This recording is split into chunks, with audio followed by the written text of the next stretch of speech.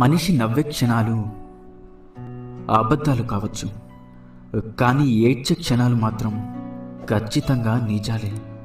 కఠినమైన జీవిత సత్యం ఏంటంటే, ఆరు బయట గడ్డి పెరిగినంత త్వరగా తులసి చెట్టు పెరగలేదు.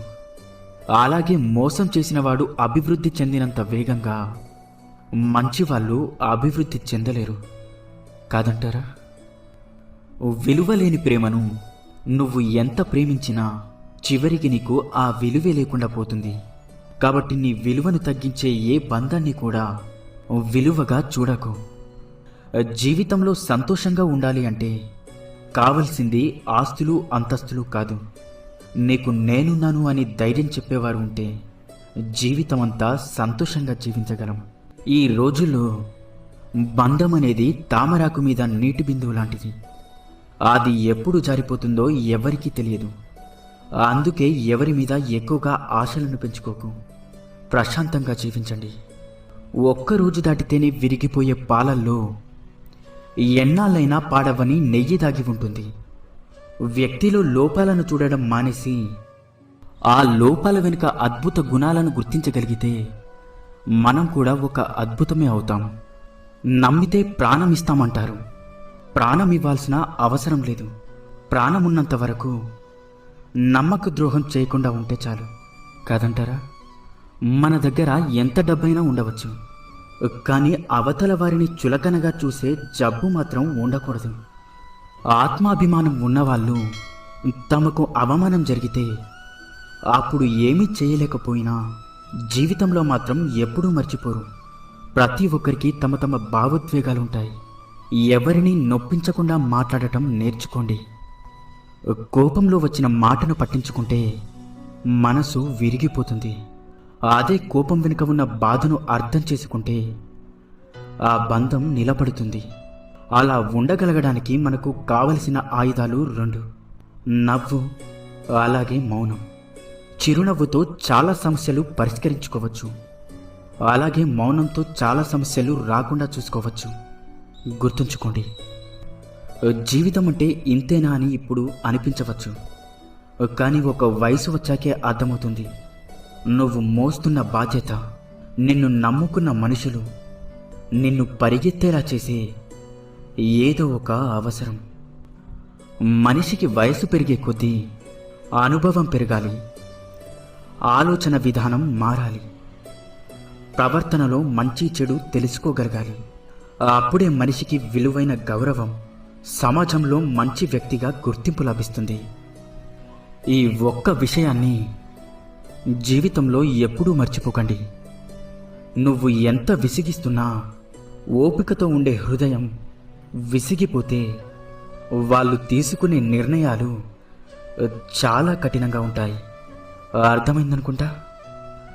పరాయి వాళ్ళు ఒక మాట అంటేనే వాళ్ళని చూసినప్పుడల్లా ఆ మాట గుర్తొస్తూ ఉంటుంది. ఇక సొంత వాళ్ళు అంటే ఆ మాట జీవితాంతం గుర్తుండిపోతుంది.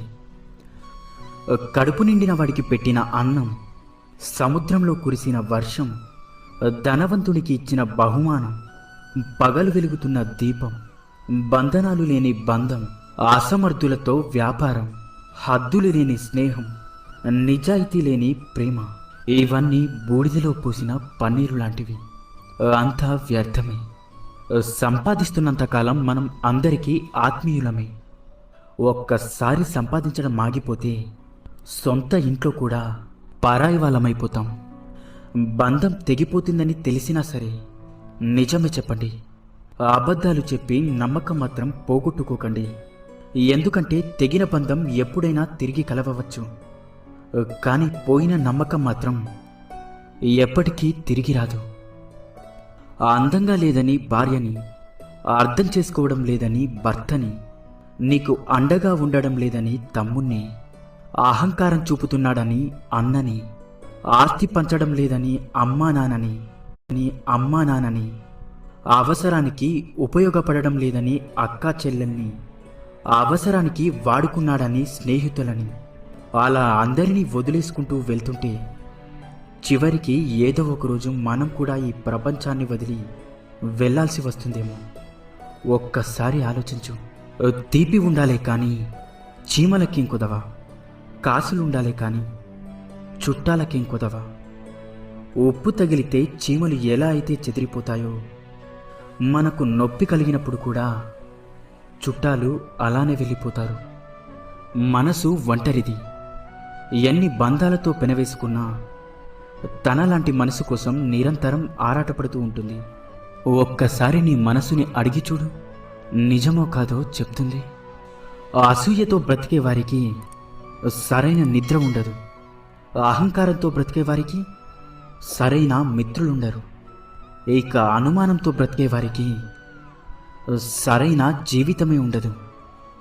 ఇకపై అబద్ధమే చెప్పకూడదు అని నిర్ణయం తీసుకున్నప్పుడే ఎవరో ఒకరు వచ్చి బాగున్నావా అని అడుగుతారు.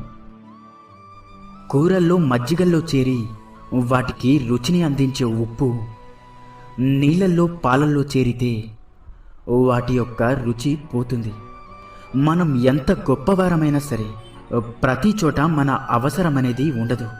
మన అవసరం లేని చోట తల దూచకపోవడమే వివేకవంతుని లక్షణం. వాడుకోవడం తెలిసిన వారికి వదిలించుకోవడం కూడా తెలుసు. జాగ్రత్తగా ఉండండి. సంతోషం అనేది ఎన్ని వేలు ఖర్చు పెట్టి ఎన్ని ఊర్లు తిరిగినా రాదు. మన అనుకునే వారితో ఒక్క 10 నిమిషాలైనా మనసు విప్పి మాట్లాడితే నిజమైన సంతోషం దొరుకుతుంది. రక్తం చుక్కలు చిందించకుండా మనిషిని మానసికంగా హింసించి చంపే ప్రమాదకరమైన ఆయుధం మాట.